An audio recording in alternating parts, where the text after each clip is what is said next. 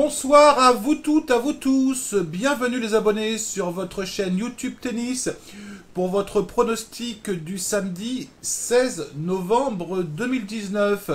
Je vais commencer les abonnés en vous remerciant sincèrement de la confiance que vous témoignez à votre chaîne YouTube depuis son démarrage. Et une fois n'est pas coutume, je vais commencer cette vidéo en répondant donc à deux commentaires. Si vous voulez, deux commentaires que j'ai trouvé intéressants. Il y a un premier commentaire, et je remercie bien évidemment ces deux abonnés, un premier commentaire que j'ai trouvé intéressant, où un abonné dit à un moment, vu le travail qui est fait sur cette chaîne YouTube, c'est vrai qu'il y a du travail qui est fait, je peux vous l'assurer, je ne comprends pas que tu aies si peu d'abonnés. Alors, je veux vraiment préciser les choses, c'est je n'ai pas créé cette chaîne YouTube pour avoir un volume d'abonnés monumental. Il y aurait, je vais être sincère avec vous, il y aurait 200 abonnés, que j'appelle plus 200 passionnés de tennis. Pour moi, ça serait exactement la même chose. Donc, le nombre d'abonnés, je m'en fiche, très sincèrement, je m'en fiche, c'est pas du tout ça qui m'intéresse.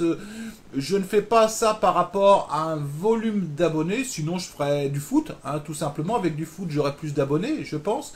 Je fais ça parce que moi, je suis un passionné de tennis et j'ai envie un petit peu de transmettre une certaine expérience, non pas que j'ai sur le tennis, mais sur les paris sportifs. Donc, c'est uniquement ça qui m'intéresse. J'ai eu également un deuxième commentaire qui était intéressant, un commentaire que j'ai eu aujourd'hui, où j'ai eu un abonné qui était un peu agacé parce qu'on m'a demandé effectivement en commentaire hier qui je voyais gagner entre Federer et Djokovic.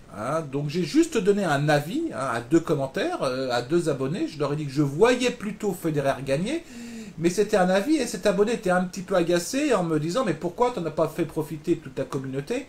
Alors pourquoi? Parce que quand j'ai répondu à ces questions, c'était 3-4 heures avant le match et c'était compliqué de vous faire une vidéo 3-4 heures avant. Alors je vais essayer de me rattraper, puis je vais essayer de vous faire une vidéo sympa, même s'il est très tard, si vous voulez, parce que je n'avais pas les cotes de ce match demain. Donc je vais essayer de vous argumenter un petit peu pourquoi je vais donc lancer ce pronostic. Donc j'ai retenu le match entre Dominic Thiem et Zverev. Donc c'est la demi-finale du Masters. Donc Zverev, on ne le présente pas. Il est tenant du titre. Alors il a des hauts, il a des bas. On aime ce joueur ou on n'aime pas ce joueur. Le problème, il n'est même pas là.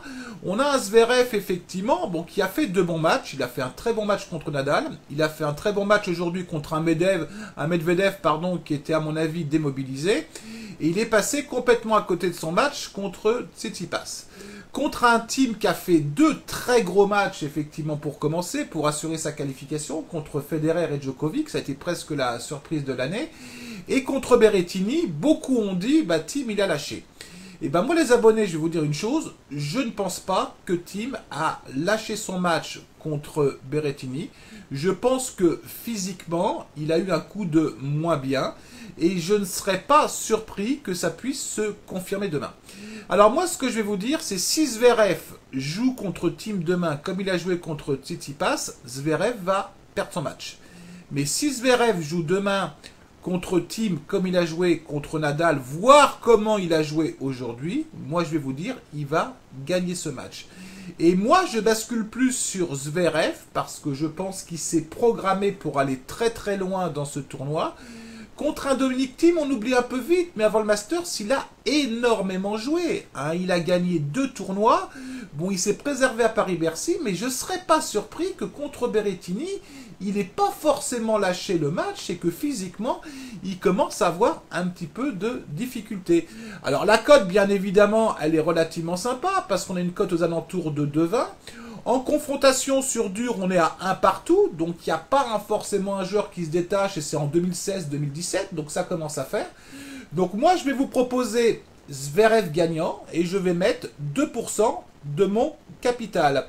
À partir de la semaine prochaine, on va reprendre les abonnés, les pronos basket. On les a un petit peu laissé tomber cette semaine parce que j'ai eu un manque de temps. Je reconnais que j'ai eu un manque de temps.